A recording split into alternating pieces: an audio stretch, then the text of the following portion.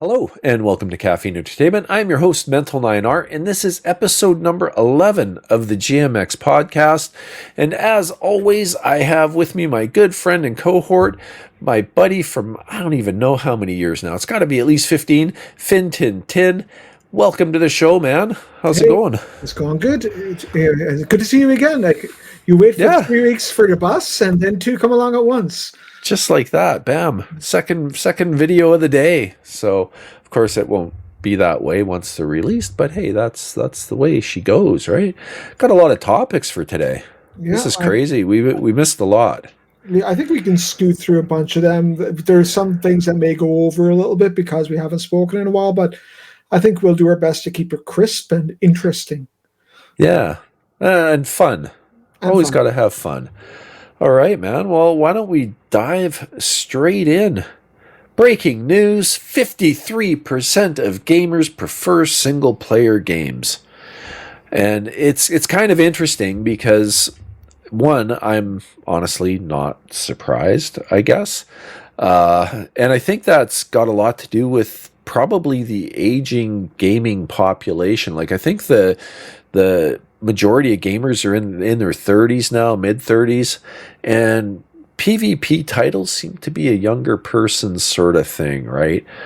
For me, man, I played a ton of PvP, probably only PvP from like my late teens into my early 30s, and then I slowly started moving away and playing more single player experiences. I don't know if that aligns with your video gaming life, but for me that's kind of how it went. So I'm not surprised with an Yeah. aging population of gamers that this is what we're seeing in terms of surveys. I mean, it definitely aligns with what I like to do, but I've kind of always been a bit like that anyway. I've always liked a single player experience, and even more so as I get older. I think that I did play a bunch of Quake back in the day when I was a wee little sprout, and Hmm. then some of the earlier, it wasn't Call of Duty, but some of the earlier war games as well that were player versus player. I'm trying to think now what like what some of the ones I was playing were, but it was a bunch of those guys as well. So there was always, and then there was always FIFA as well that I always like to Right. play against my friends. But there's two things about playing online that are not always attractive.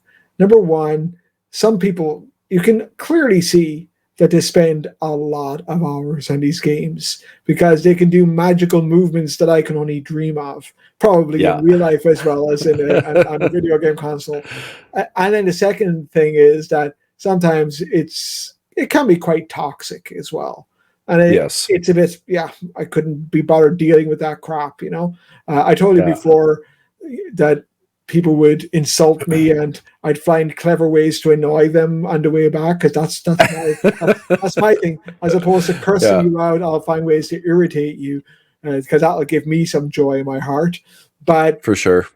besides that, yeah, I've always liked the single player experience. It's always been more my thing, and as I say, more so even as I gotten older, which aligns to what the article says. Not only as the gaming population gets older, it also says later on, the older you are, the more likely this is to be true. And I can't remember what age they said. I think it was like 55, over 55. I'm not in that category yet, but still, I would Yeah, say, it's 74% of gamers aged over 55. yeah. But I would definitely be in that way of thinking, a 55-year-old guy's way of thinking, even if I haven't hit the age yet. I'm kind of a cranky old guy even before I got there. Yeah, it's I don't know. I mean, when I was younger, I the voice chat thing wasn't really huge like it is now. Uh if I think about my days playing Quake 2, there was really no voice chat back then. It was a lot of texting in the chat and Yeah. stuff. And there was trash talking to some extent through that means, but generally speaking, I was there to play. I didn't care what anyone else said anyway. And then it was, my Counter-Strike years where there was, okay, now you've got a lobby you're in with other people. You can chat if you want. generally speaking, that was playing mostly with my clan members, though. So it was pretty much friendly. And then, you get Xbox Live era comes along, and then the trash talking got pretty good. Some of the Halo lobbies would get a little bit crazy. I know Call of Duty ones were kind of out of control for the most part, but, even then, a lot of the time I just shut the voice chat off. Yeah. Didn't care. I was there to play. And, people could trash talk me all they want. It didn't really phase me, but it got nasty. Like Yeah. I've a always lot of enjoyed. the, what's the word these days? Snowflakes these days wouldn't be able to take it. Yeah, I Because find it was that bad. when I was playing against other people when I was younger, what I tended to like to do was play with people in person or on a network or whatever, playing Right. Quake on a network. That Oh, was more LAN my thing. parties. Yeah, yeah, yeah. That was more my thing versus playing against. I didn't ever found it as fun. Even today with FC 24, 25, I don't find it as much fun to play random people on the internet. It's good to play with your buddies and be able to razz each other and stuff and enjoy a couple of beers or whatever. Yeah. That's more my cup of tea than playing with some anonymous person online. Yeah.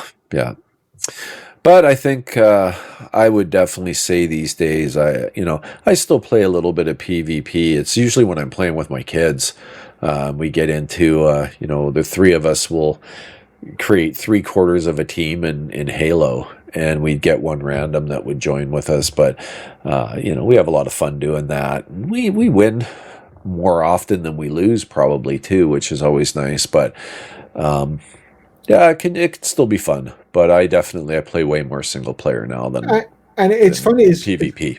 it's funny as well that even you will notice that even games like Call of Duty that were much more focused on the player PvP earlier on, even they come out with pretty decent campaign modes now. They recognize that as well. That's a trend I've definitely noticed over the last 10 years. Yeah, yeah. No, it's true. There was, although they skipped like Black Ops 4, there was no campaign. Battlefield 5, I don't think. Was there a campaign in Battlefield 5? 2042, I don't believe there was any kind. No, there was no campaign in 2042. So I think maybe they learned their lesson too. Like 2042 was not well received, but the PvP was kind of broken, and to pay $80 for a game that was broken didn't go over very well. So I don't know if they've ever recovered their player population. The Black Ops 6 that's coming out soon, that campaign looks pretty freaking cool. Yeah. I can't say I'm not going to play that. I will definitely be playing it. I still have Game Pass for a while, and I'll play it in Game Pass. And I'm quite sure I'm going to enjoy that. I've always enjoyed the Call of Duty campaigns. I've never been too much of a Call of Duty PvP player, though. I've Yeah. played a bit of it over the years, but I think the other aspect of it as well, in general for these games, is if I'm playing PvP, I'm kind of on high alert, right? Like you want to do well. You're yeah, whereas if you just want to play like 20 minutes or something and just kick back and relax and just play a game, PvP is not the thing. Playing against exactly. playing a story mode or playing against a CPU is like you don't give a crap if you lose or not. Like there's something Yeah, personal about getting beaten by another human being. yeah, exactly. So. Alrighty, well, why don't we move on? Next topic. We're going to talk a little bit about Ubisoft, or Ubisoft, depending who you're talking to. I've always said Ubisoft. I don't know if that's right or not, but and Star Wars Outlaws. This is kind of fitting because we're playing some Star Wars. If you haven't watched our Backlogs and Replay series, and you're interested in a couple old guys talking about older games that they had sitting in their backlog, definitely check it out. It's fitting because we just played Jedi Fallen Order, and we're now playing Jedi Survivor. And this is another Star Wars game that, the initial trailers that I saw for it, I thought, hey, that looks pretty cool. I'm going to probably play this game. But then the more I saw of it, the less interested I became. And apparently, I'm not the only one because it did not meet sales expectations. This is a bit of an older topic because we've missed quite a few weeks because somebody was sick. I'm not going to say who. I don't know. But anyway, it's it hit Ubisoft pretty hard. And I think I heard on another podcast that they actually refunded the games too to everybody that did pre-orders. They delayed the game. Their stock price took a big hit. This is a series or another game in a long series, I think, of games that did not perform that well. If you look at that, what was their Skull and Bones, I think, their pirate ship one that tanked really bad. And apparently I heard something about that being like over $500 million to make, and it completely just like crapped the bed, so to speak. I don't know. I don't know. Their stock took a beating, and then rumors of buyouts, which we'll get into in a second. But I don't know, man. What are your thoughts on this one? There's just one thing I need to correct first. Oh, okay. The other podcast is going to be one old guy talking to his much younger friend, not two old guys. So everyone is clear on that. Yeah. Right. One gray, like salt and peppery guy, and then one much younger, very, very handsome younger man. Yes. Right. I gotcha. Yeah, I mean, maybe you can, because it has been a couple of weeks. I'm interested in your thoughts in general about, and I know this is a broader topic than just this, but what is going on in Ubisoft, in your opinion? And I've always said Ubisoft as well. Like the Jedi, the Star Wars game, that's a symptom of it all. But and there was a statement that came out as well that I thought was quite telling, and not to get too political about it, but the statement was essentially, we are taking it was from the CEO as well. It wasn't a random spokesman. I think it was the CEO or CTO or someone like that. Someone in the C level anyway, who is saying we hear what the gamers are saying, that we need to make games for the people who are playing them. And, I think he was saying not worry so much about hitting all the correct political correctness notes, etc., or however you want to put it. Yeah, so, paraphrasing, I think that's a fair comment. So what's going on with them in general? And because we've said in other podcasts, these big game studios and these big games in particular, a Star Wars licensed game is a big deal. Assassin's Creed, which they've delayed, is a big deal. They can't afford too many of these missteps before they're in serious, serious trouble. Yeah, it's crazy. Actually, and sorry, I said that Outlaws was delayed. It was Assassin's Creed that I was thinking of, but I was looking at the Outlaws title, and that hit them hard, and the refunds were for Assassin's Creed, from what I heard anyway. That's why you need the younger guy to kind of... Yeah, you gotta... Hey, dude, I whatever. But, it's hard to say. I mean, they've taken kind of a bit of a beating on Shadows to some extent, and without getting into the nitty gritty and stuff on it, I know, at least from the Japanese community, it doesn't sound like it's being that well received. And I don't know all the details. I haven't followed it that closely, to be perfectly honest. But it's Ubisoft itself. I mean, I look at something like Outlaws and the price that they were charging for it. Just like the base game was your standard, but like the ultimate was something like $180 Canadian. I think it was $179 Canadian for the ultimate version. And, I find that completely ridiculous. It feels like they're trying to push everybody to their subscription service or something with pricing like that. And I don't know. I know they tend to, I mean, you and I have both talked about this. They tend to overfill their maps with stuff to do that isn't really that fun necessarily. At least that's been my experience. So I think, like, at least when I look at a Ubisoft game, I'm never buying it day one because I know it's going to go on sale and be half price in a few months. Yeah, and even more than half price, right? And it's the same symptom that you see with Assassin's Creed. Like, you talk about the subscription services, which is true. I think you're onto something. However, they've been doing that with Assassin's Creed forever. Like, where you buy, even back to the Black Flag days, where you're buying the game and you feel like you're getting, 2/3 of the game or half the game with all the extra DLC to bring out very quickly afterwards. Like, and to get the whole thing up front, even whatever 10 years ago you're probably paying over $100, which is just nuts in my mind. Yeah. Oh, it is. It's crazy. And, I mean, this game in itself outlaws everything I've heard. Is it's pretty boring. Um, you're an outlaw, but you can't do things that you would expect yourself to be able to do as an outlaw. Like, I know I saw one comment that, geez, I can't even shoot the animals if I want to, or something like that, right? Like, if you're this, outlaw, maybe you would be so inclined to do that. I don't know. But it sounds like they tried to play it too safe with the character, perhaps. I'm not sure. I know there was some critiques too, even on the character model and stuff, but whatever.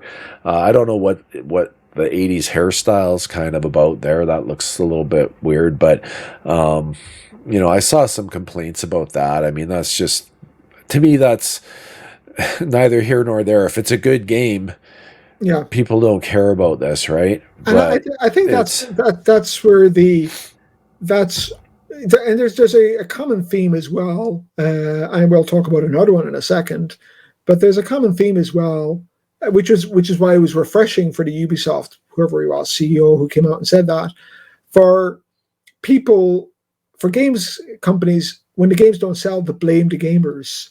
yeah, To say like, oh yeah, you guys are still it's stuck your in the fault. past. You need to get used to a more diverse model or whatever. It's like, yeah, you know what? At the end of the day, like you and I have both played Tomb Raider from day one.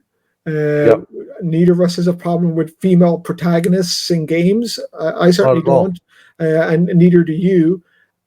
But one thing has always been consistent. It's got to be a fun game to play, and if the Yep, focus is not on that, you're going the wrong direction if you're not focusing on making the best possible game. yep. No, for sure, for sure. They definitely have problems though, and you know they're going to have to figure it out pretty fast. But you look at what happened to their stock price, and that can maybe lead us into the next one. It was tanking bad. I think it was down something like 90%. I don't know. Maybe it's mentioned in here, but then all the rumors, of course, of potential buyout. I know Tencent was mentioned. Um, I should probably be more up on this because this is already old information too.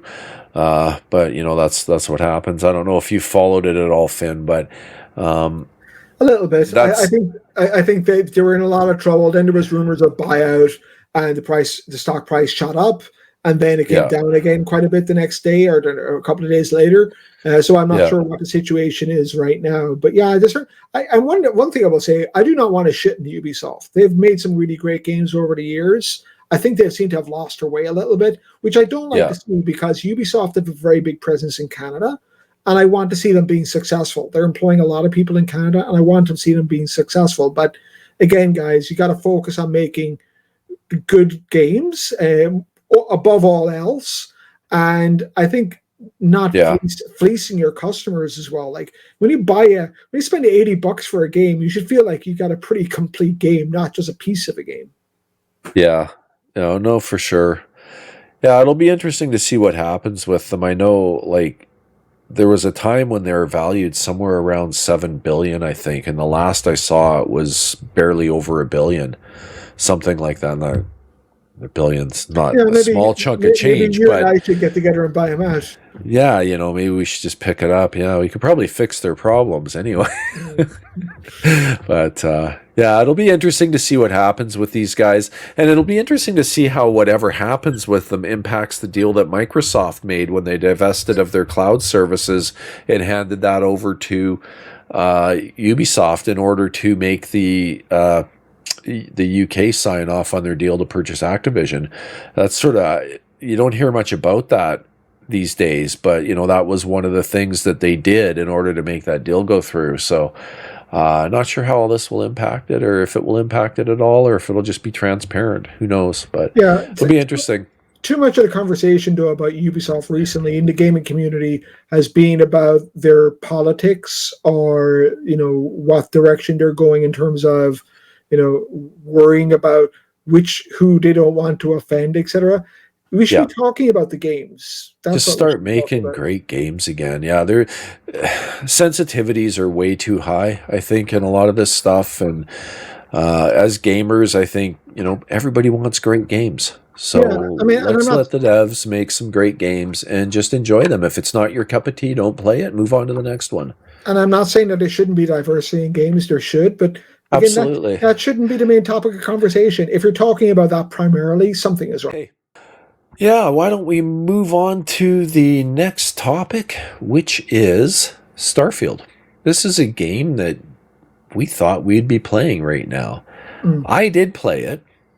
I played Shattered Space, but um, we looked at the reviews, and Finn didn't have the expansion, and they were charging, what was it, $40 Yeah, Canadian? well, I think a little less, but yeah, it's 38, 39, but yeah, around $40. Whatever, $40 after tax, let's say. Yep. And I had bought on Steam. I got a deal to buy the fancy version a year ago, and I got it through CD Keys, I think, if I remember right. So it came with the expansion. So I played it, and I told Finn, wait for a sale. Now that said, I played through the whole thing, and I understand some of the criticism. I think myself, it didn't feel like Starfield because you weren't traveling from planet to planet as part of this main storyline. It was basically the entire thing took place on the home planet of the Varun, I believe is how you say that. And, I shouldn't say the entire thing. It starts out on a space station, basically, that you get a distress call, you go up, you dock, they say don't come on board, but of course you do, because hey, that's what we do, right? And main character syndrome, maybe, in some respects, I don't know, but I guess you are the main character. So you go on, and then you find out everything's gone all crazy, and then you end up fixing some stuff on the station, and then it jumps to their home planet, and you end up meeting up there, and the rest of the story takes place there. Was it terrible? In my mind, it wasn't terrible. I would say on average, I enjoyed it. I didn't find it crazy exciting. I didn't find it crazy bad. It was probably, where I think Finn and I, we both agreed when we did our revisit to Starfield, we both considered that our game of the year for that year, 2023, when it launched. We both really enjoyed it. Finn spent, I think, 3 times as much time in it as that I did. I was around 150 hours. You're around 450 hours in it. Something like that, yeah. Yeah, give or take. And we really enjoyed the game. Did this live up to that same feeling? I'm going to say no. I would probably give the expansion something more in the neighborhood of a 7 out of 10, probably. I did enjoy, well, put it this way, because I hadn't played really in close to a year. Like, I played up through probably middle of October, end of October. So I played it for a couple months, and I hadn't played it since then. So when this came out and I started playing this, it had been close to a year. So it took me a couple hours to really familiarize myself with the game again and get into the flow of everything. So I did a lot of little things, like, because I had completed the original game and then moved into this. So I was kind of starting from scratch. I had no ammo. I really had very few weapons. So I played for a bit to try and at least collect a few things, which I did. And because of that sort of fresh starting point, I found the first little bit of it a little bit difficult till I started getting some better weapons. Mm-hmm. But, that aside, I did like, they've made some quality of life improvements. I felt like a lot of the loading screen things that were bothersome to a lot of people, felt like they kind of eliminated some of that. And there was some animations in places where it would just fade to black and come up again, and then you're suddenly in your new area. So I think it felt a little more fluid than it did before to me. There's a couple of other, like the maps, for instance, Yeah. like ground maps are better. I don't know though how much of, like, and I know you didn't. I dipped into it a few times throughout the year, and like the Yeah, maps I came did. before the DLC. Uh, Yeah, yeah, and even I'm aware of that. the space vehicle came before the DLC. I actually bought one myself a couple of weeks ago or a week ago or so, and they were made some incremental improvements throughout the year. So I'm not sure how much of it is the DLC versus just the general gist. Yeah, I yeah. No, think, I was talking yeah, more in general terms yeah, of okay, the okay. improvements, quality of life stuff they've done throughout since the last time I played it. Okay, okay. Yeah, but I guess, and I will play it for sure. But like you said, it seems like it's a lot of people seem to hate on it, which is not that surprising since people tend to hate on Starfield as a sport. A lot of Yep. people, um, but it does feel like the general consensus, even for people who like Starfield, it's a bit underwhelming, especially since you had to wait a year for this first DLC, and I'm not sure if it's going to be the last DLC. They haven't since we knew about this DLC for so long and we were waiting for a year, I'm kind of thinking maybe this is going to be it. They're not going to Bethesda are going to move on now, but I I don't hope know. not. I hope not too. But I hope the doesn't game feel lives like on for a while. doesn't feel like they're gearing up for anything new. And we reported a couple of well, it's probably a month ago now, or maybe 2 months ago, we reported on the big pivot within Bethesda to get Fallout out the door more quickly, etc. So Yeah, maybe I'm with you. I hope they're not, but it feels like this might be it for Starfield. But maybe I'll be wrong. yeah. I hope you're wrong. Like I said, I didn't find it terrible. Like I know people were saying, "Oh, 6 out of 10." I probably, like I said, I'd be 7.5 maybe. I enjoyed it. I didn't blow through it in a day. I saw someone else go, "Oh, I went to accidentally finish the whole thing in a day." Hey, how do you accidentally finish something? I don't know. You got to know you're kind of playing the game, right? When I look at it, I probably spent 22-ish hours, maybe a couple of that, like I said, doing stuff that's unrelated to the expansion entirely. I spent a lot of time because this is what I do, exploring different corners and nooks and crannies. I didn't just run straight to the next objective. I will say too that the game I was playing on PC, it played really well. There was no issues. I didn't have any crashes. It played really smooth, like it silky smooth, which was nice. Decent frame rate throughout. I don't think I really ever dropped anywhere below 100 of any significance anyways. I was always up over 100 frames per second, which is nice. Um, and graphically it was a very red theme. Red and blue were quite prominent, depending on what part of the game you're in and where you're going. But it was fun. I thought it was scenic. It's not something I'm going to write home about, but it was decent time. And I would just say, if you can pick it up for half price, No, I'll it's definitely probably get, worth it then at that point. And I'd be interested in getting your thoughts on it. and I will do that, and I will definitely get to it for sure. But as you say, I thought I'd be rushing out to get it, but right now Yeah. I'll think I'll just sit on it for a little bit. Yeah, for sure. And after seeing all the initial reviews, I would have been in the same situation. I would have sat for a bit and waited, but because I had it anyway. Alrighty, PS5 Pro will be a big deal for PS4 games.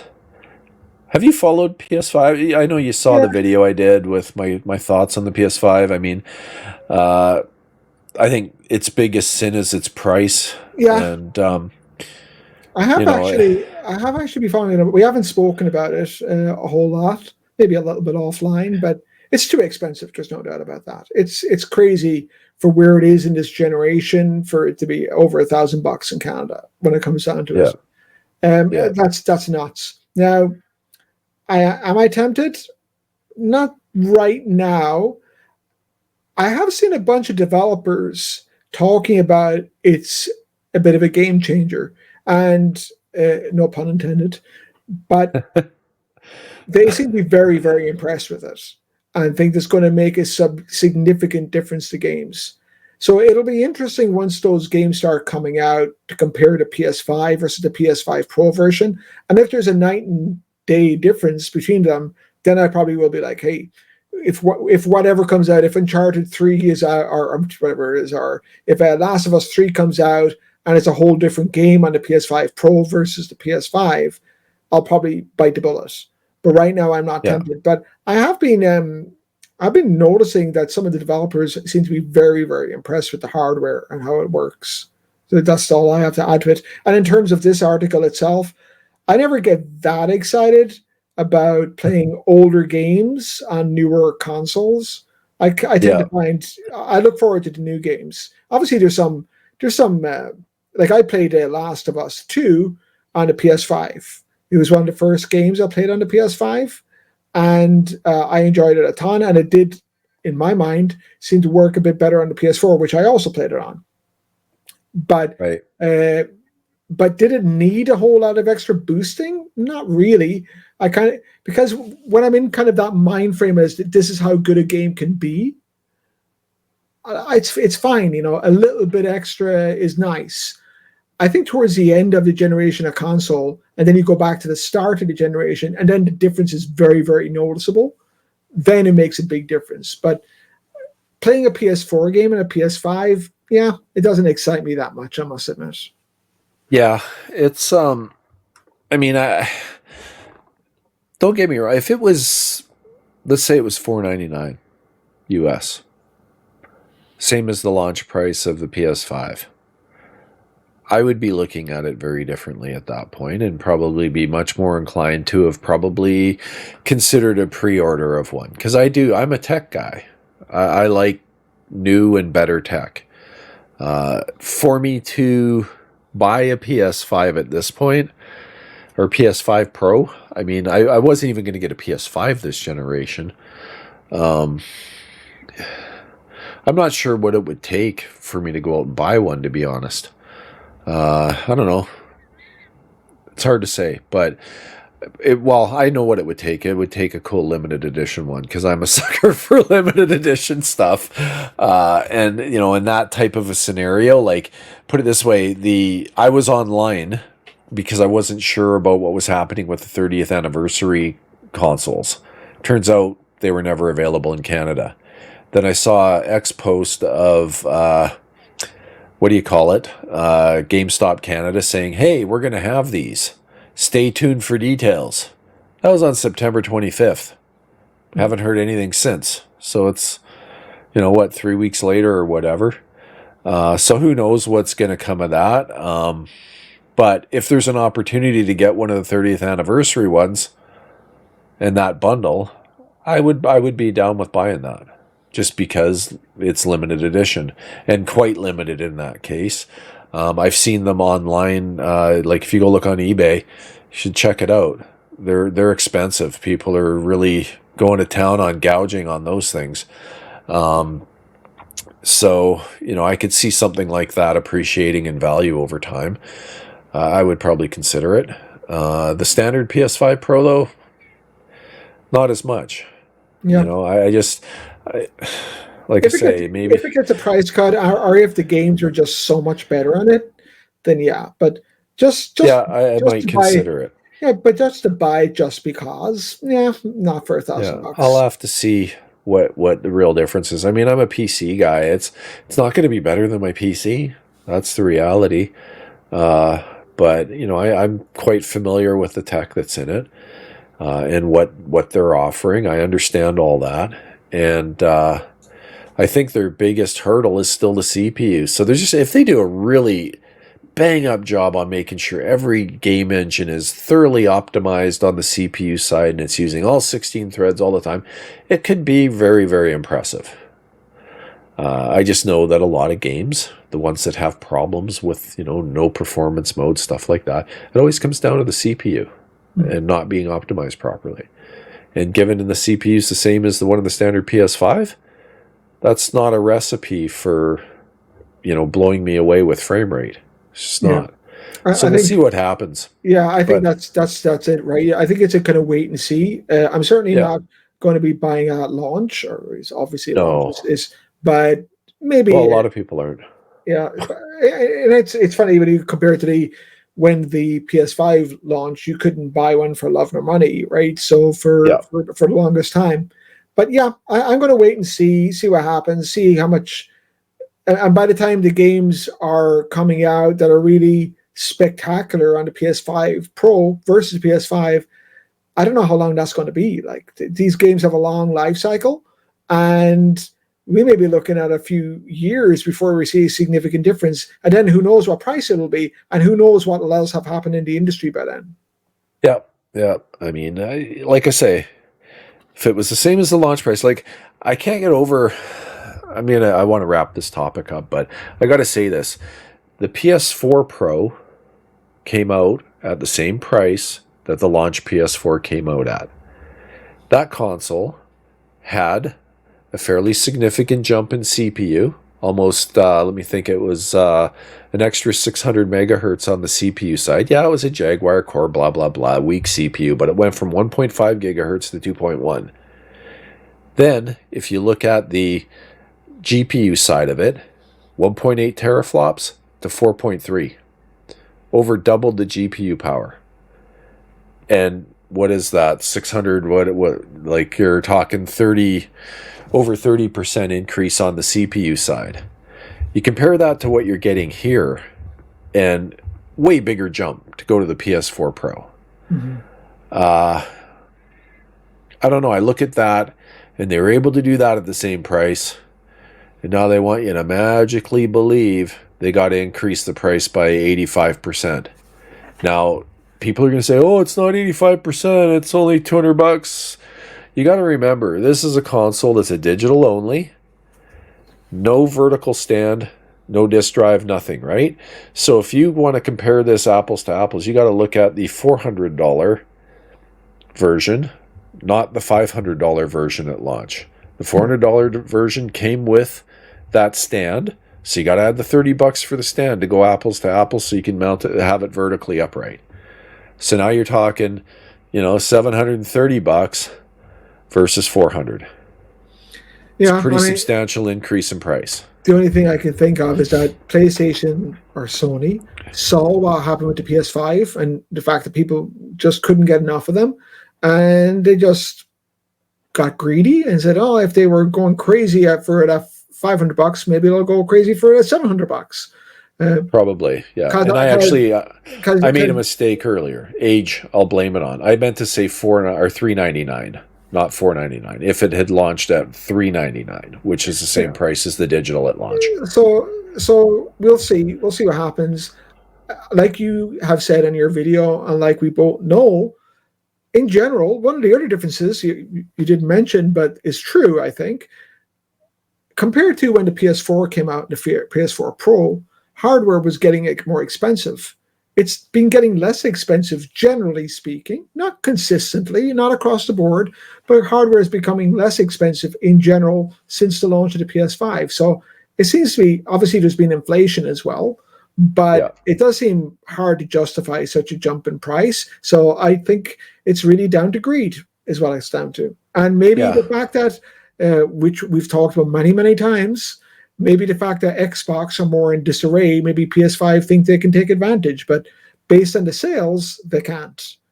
I wouldn't be 100% surprised if within 6 months the price comes down. Yeah. And I mean, there'll be people that say, oh, but it's got a 2 terabyte SSD and it's got Wi-Fi 7. You always got to keep these things in context. That 2 terabyte SSD costs less today than the 1 terabyte did, or the 867 gigabytes or whatever the weird size was at launch.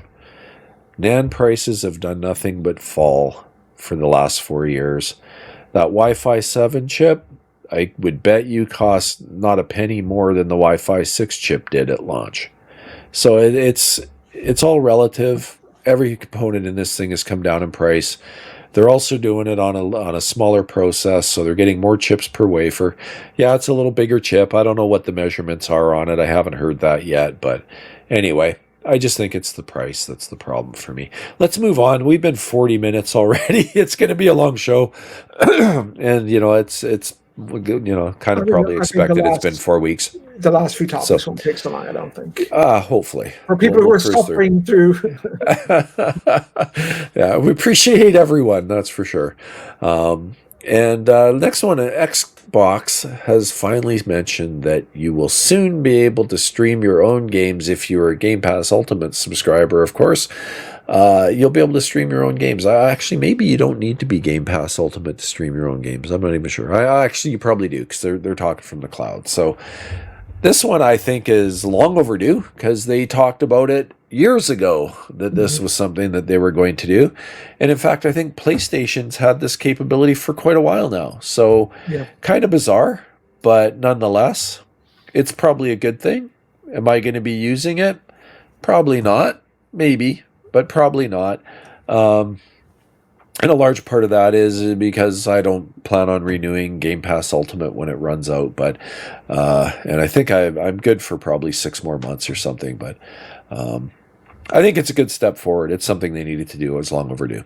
Yeah, I agree. Everything you just said. I probably won't use it a ton myself, but it's good that they got it. They should have had it before. Better late than ever, I guess.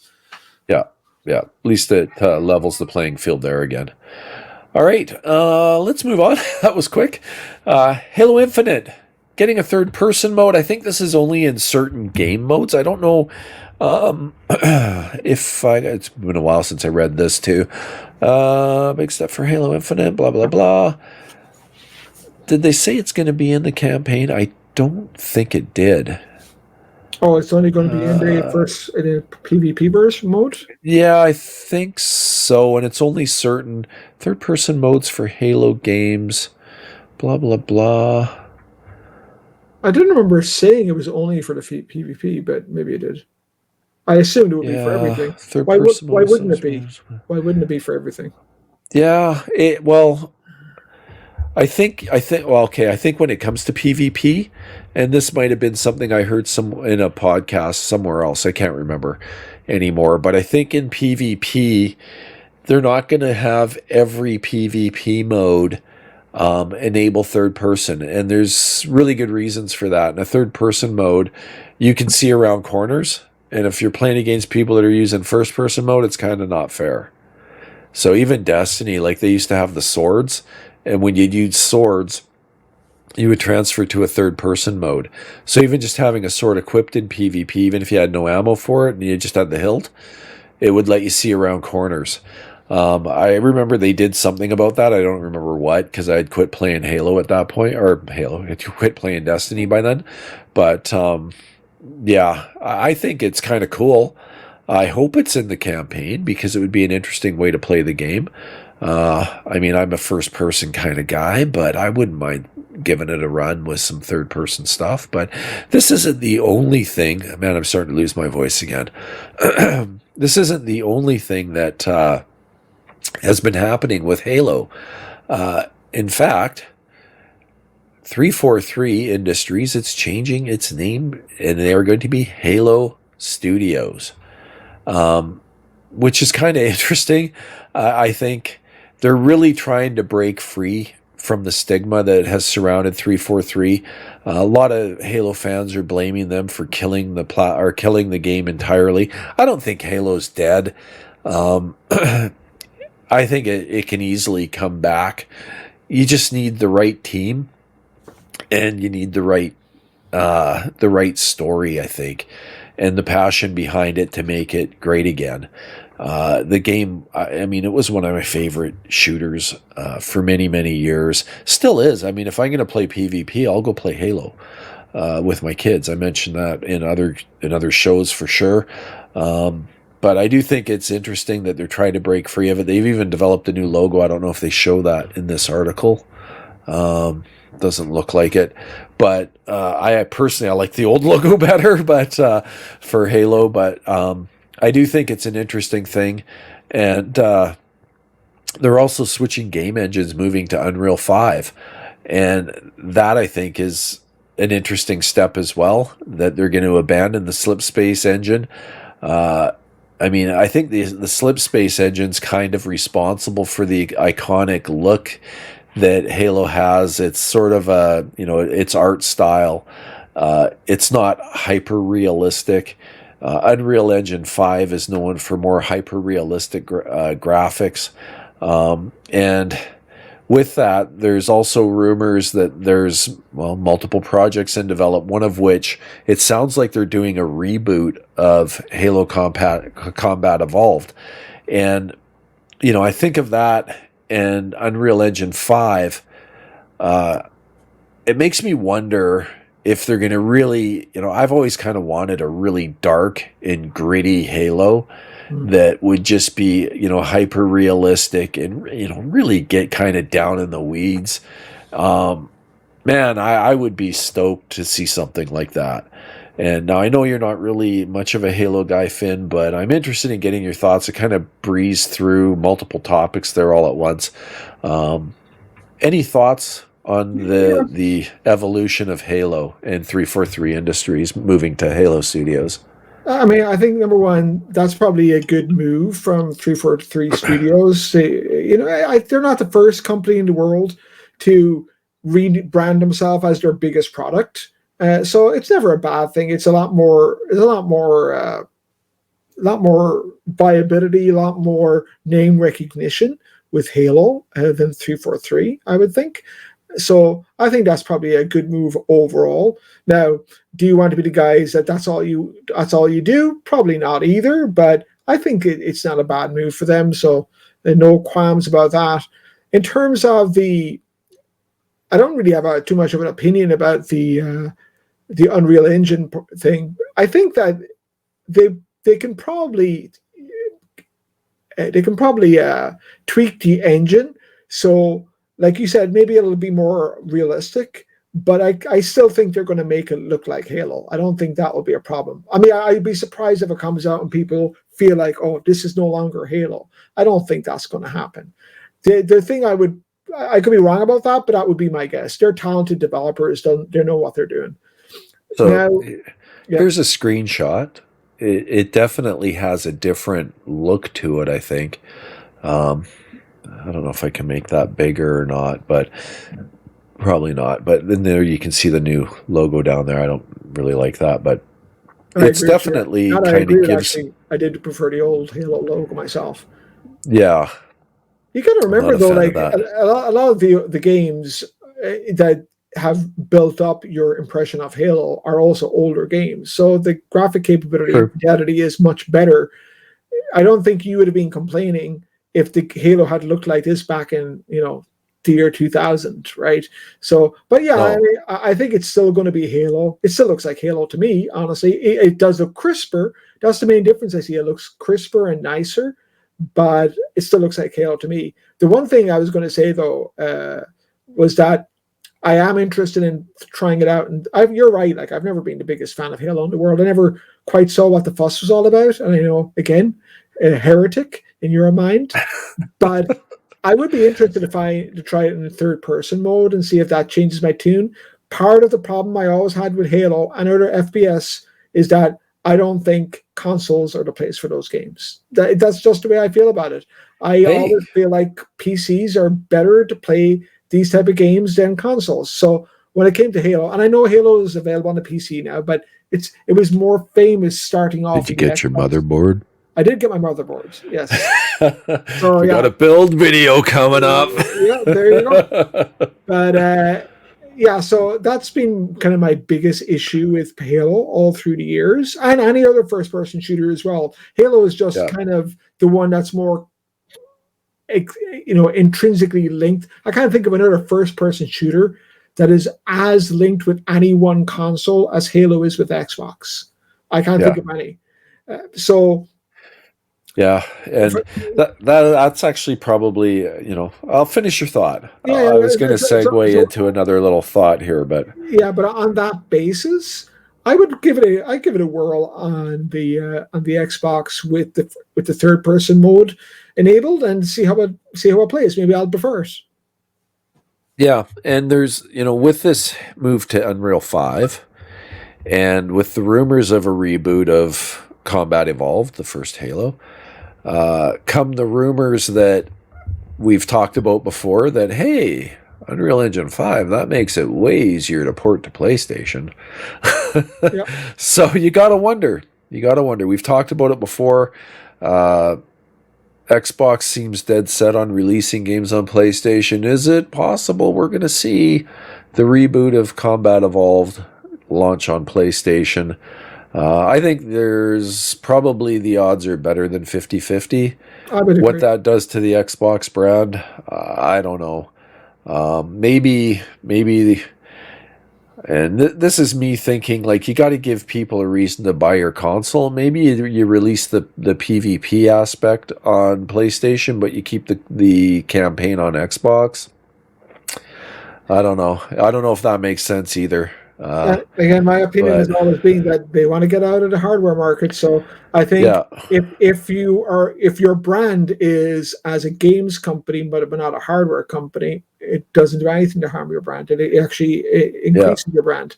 I wouldn't be surprised to see it. I think for everything, like you got Forza, you got Fable, you got obviously things like Microsoft Flight Sim, etc.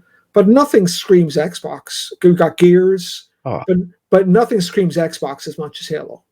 no, you're 100%. And I think the day Halo drops on PlayStation is kind of just an end of the Xbox brand to me anyway. It's just The Xbox console brand, but not the Xbox yes, yeah. game I know brand. from a hardware perspective, it just like I say, I've got an unboxing video coming out of a new console. Could be my last Xbox console, to be perfectly blunt. Limited edition item that I'm a sucker for limited edition hardware. But the only reason I bought it, limited edition, and I kind of in my own mind, I don't see a reason for me to buy another Xbox going forward, unless we're completely wrong and they come out and build something that is more along the lines of what I think they should do and the strategy I think they should do. Then maybe I'd change my mind. I don't know, but for now, I thought, hey, this will probably be the last one I own, so I'll go out and get this limited edition and keep it all fresh and shiny for the rest of its life. But anyway, that's probably all for that topic. We've got, I think, one more, maybe two, but we've gone kind of long already. So let's bring up the next one, and that is something I saw just in the forum side of things here, and I've never played a horror game. Where should I start? I thought, you know what? It's October, Halloween's coming up. It might be fun for Finn to tell us what his favorite horror game is and what would he recommend to someone that's never played a horror game. Okay, so I was thinking about that not for very long since you just told me about it like 20 minutes ago. hey, So, hey, come but on. I've been thinking about that for a lot, and I think there's two different games. Obviously, well, okay, there's obviously Resident Evil, great series of games, but that's kind of the out there. It's well known. It's the big brand. It's the big big gorilla in the room. Um, there is two other games though that I think I would recommend to people. And now I haven't played the remastered version of this yet. I will admit, and it's What not a remains of Edith Finch? oh That was like a horror movie there you for go. me. Anyway.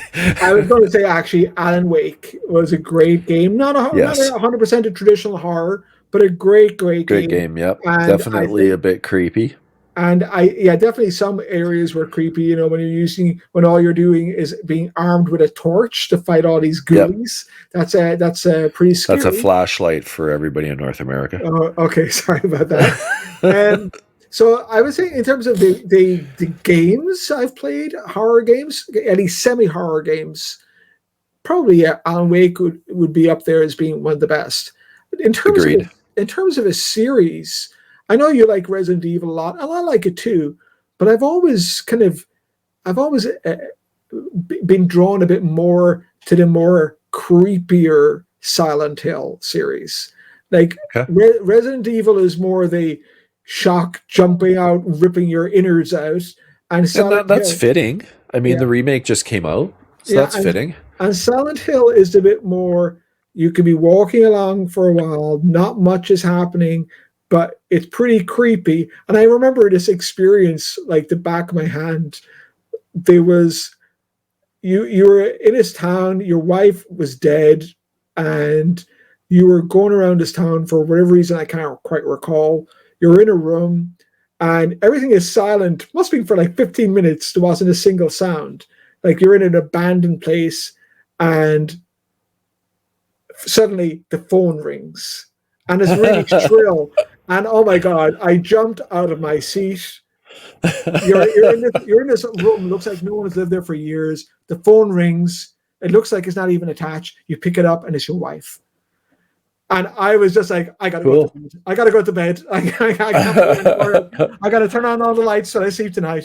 But yeah, so I think Resident Cool. Evil. That's it, and it's the same for me in kind of horror movies. In general, I Yeah. tend towards the more things that are just more psychologically creepy versus just jumping out and ripping your guts out. Was never that scary to me. Right. So I've got a few in my head. If you want a something that's like a 4 hour, 5 hour kind of game that definitely, at least for me, I found pretty creepy. Like there was moments of panic where you're trying to get away. You have no weapons, and you really are just trying to sneak around and stay alive. Outlast. It's an older game. I think, if I remember right, it came in PS Plus when the PlayStation 4 was released. And that's where I played it originally. I've played it a few times since then. I know people speed run it in just over an hour, if I'm not mistaken. So Outlast, there is an Outlast 2. It's a little different feel to that one, but still a very good game. Again, no weapons, and you're relying on your stealth abilities to stay alive. Another one that more of an indie flavor kind of game, Layers of Fear. That one I thought also. you were going to get in Edith Finch there for a second. What remains of Edith Finch? Terrifying. Yeah, and Layers of Fear. I played both those. They were pretty good as well. Definitely, again, a shorter game. Something that I found enjoyable. Kind of creepy. There was moments that I can remember kind of, that kind of give you the chills a little bit. And then if you want to go really old school, Fear, first assault, our first encounter assault recon is what it stands for. But Fear was a game I played on PC. I remember one spot in particular. I was playing on PC. I was at my parents' house. I had traveled up to to visit my parents. Took my PC with because I was going to be there for a while because my mom had been in the hospital and stuff. So I was there for a week. So I took my PC with, had it all set up in the basement. All the lights are out, and my mouse flew off the desk, hit the floor, and the chair went flying back, and I was like, "What the?" Probably the best jump scare I've ever experienced in my life. It was so unexpected, and so that was a good game. Quite enjoyed. And then if I'm going to talk favorite series of games, man, I love the Resident Evil series. All the remakes were great, and that kind of, I think we can move on from there, and it leads us to some Resident Evil fans think that RE9 reveal is happening soon. I'm ready for a Resident Evil 9. Are you, Finn? I'm way behind. Like I played a lot of the games that were released originally, and there was one I think that was set in Africa that turned me off. I think it was 5 or 6. 5, yeah. Yeah, 5. That turned me off from the series a little bit. I have to admit, I had played Needs all a of them. remake. I played all of them up to that point. I did dip into 6 as well, which is actually much better. But Yeah, I know didn't play 6. they've done a lot of remasters, which I haven't played. So I think I've got to get through all those yet first before I'm ready for RE9. Yeah, 2, 3, and 4 have been remastered. I really hope they remaster 5 and 6. 7 is Biohazard. That is a creepy game. 7, you got to play 7. You can find these things for $5-6 on PC. So when you get your PC up, but 8 is Village. Really enjoyed Village as well. So I'm ready for Resident Evil 9. I think that would be just right up my alley. I wish it was out this month. I'd probably want to play that just for Halloween. But And Yeah. I think the word you were looking for, Edith Finch, was not terrifying, it was traumatizing. Yes, I did feel quite traumatized after that. It was the Yeah, I won't get into it. We have an episode on backlogs and replays if you want to get my thoughts on what remains of Edith Finch. Feel free to check that out. But that's assuming you've stayed with us this long. Anyway, I don't have anything else to say, I think, about this. I thought it would be interesting to get your thoughts, given it is Halloween coming up soon. My contacts are drying out. They're really starting to bug me. One last thing, just quickly. Red Dead Redemption 2 player mods, every NPC to be drunk all the time. The results are hilarious. I'll leave you with that. Finn, why don't you tell everyone out there that I'm sure is still watching this late in the show? It's been an hour. Tell them where they can reach you.